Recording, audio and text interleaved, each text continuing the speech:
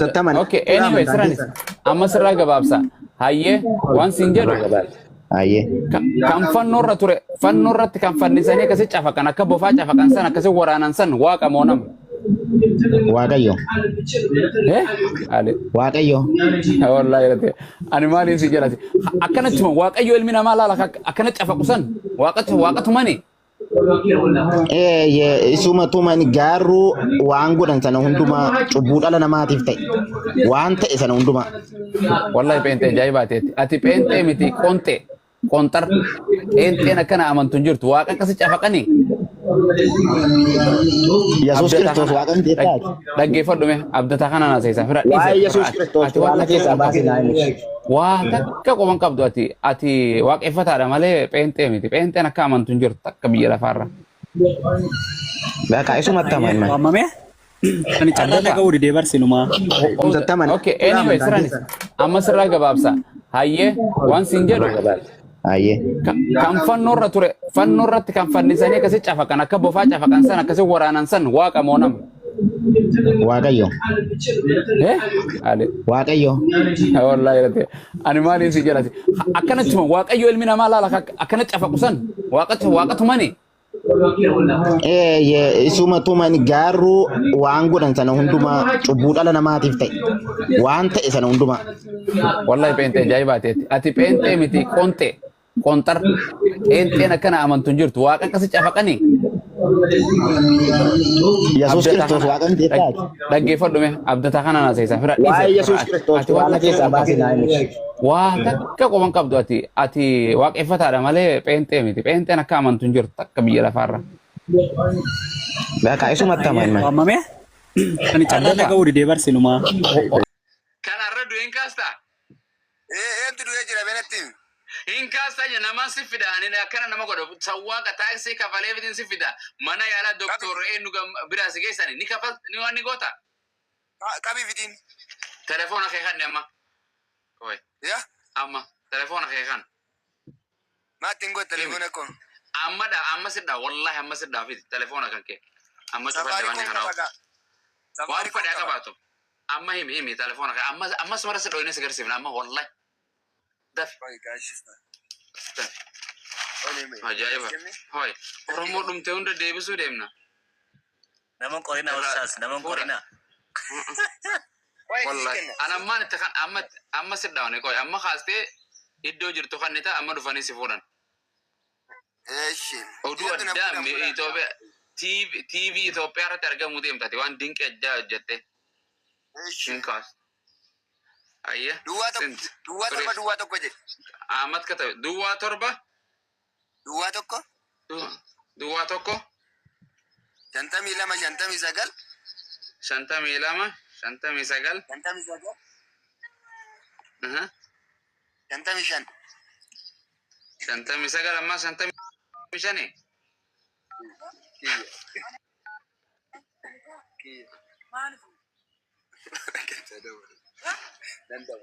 Okay. Dua kasih.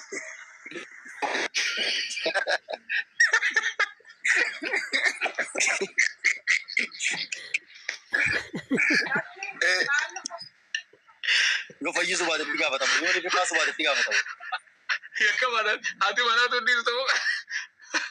Maaf sedikit ya kan itu nana dawalan je, nana dawul dia. Gutu, amma da yanyu na da wala tala to ko tala na shargo da talan tala rasar ko tala je. Wala nabti amma mas no. Ustad ana sinjiru. Da wala. Ana asiram. Akas ya. Da wala. La kosan da wala sa. Amma Dua torba.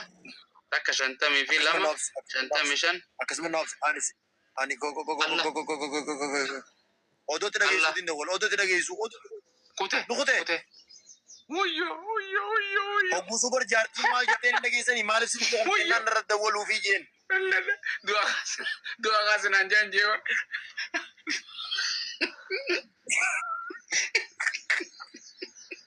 Awa seexaanoo kanatti yesuus hin qorannee bar. Amma ta'an hunda isin hintu deeman. Amma si saawrata. Wallahi ma kolfeessaa karraa kolfeeyyuun beekumsaas. Jaartii faaste inni isu barama. Wai pentara wallahi ummata. Abu Muazi wajjiniin torbee haasa'ee jee. Abu Muazi wajjiniin torbee darbee haasa'ee. Eegas booda baayibilumaan dubbisuu jibbee.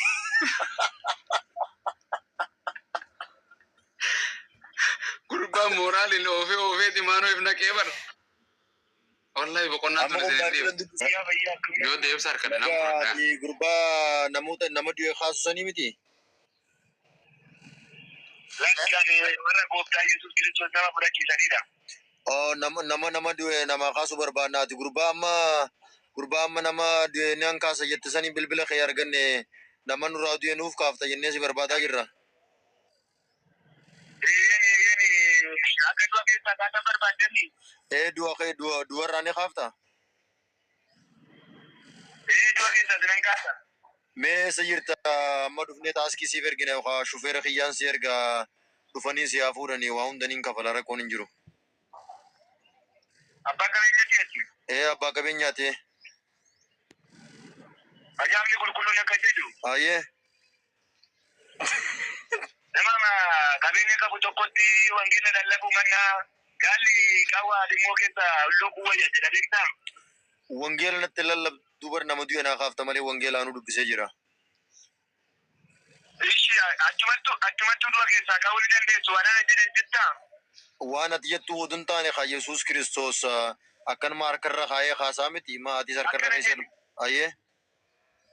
Akkana jedhi hin ka'an achumattuu hin ka'a nama fidu kanaa nama dabiruu hin barbaadu hin kaa'ata.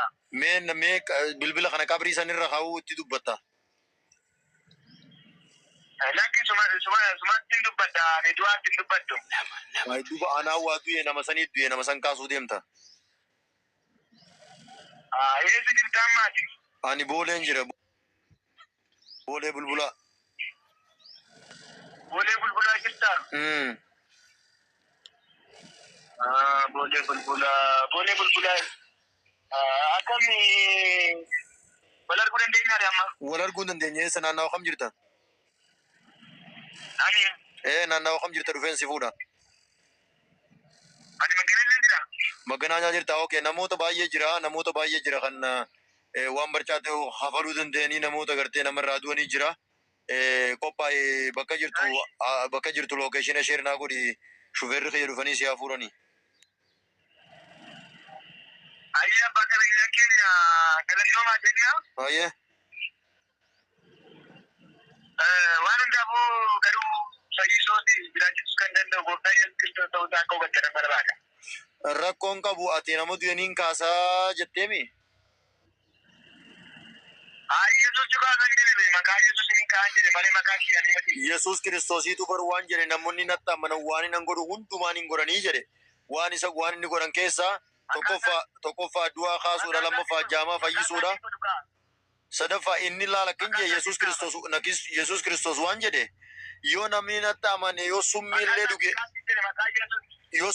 dhuge uumaan ta'uu jedhe. Yoo namni natti amane yoo summiillee dhuge uumaan ta'uu jedhe. Kottu maqaa Yesuus hin kaasi jedhin. Kottu maqaa Yesuus hin kaasi kottu maqaa Yesuus hin kaasi bannaan. Nuuf ka'uu dide. Bannaati amma dafiti gooftaa Yesuus Kiristoos fudhadhuu didi kaa'ani. Amma namicha nama du'e kana yoo kaaste ani ogusuma yoo waaqeffataa taates yoo peentee taates ogusuma waan taates waan ati barbaaddesi taa'e nama du'e kana naa kaasnaan. Akka gootu.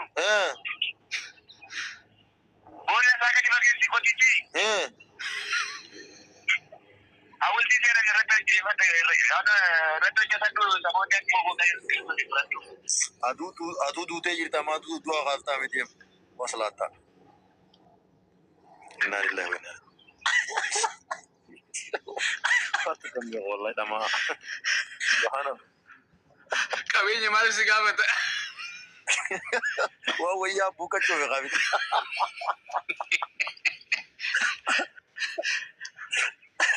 inna lillahi wallahi awwatis rabbina watu ya god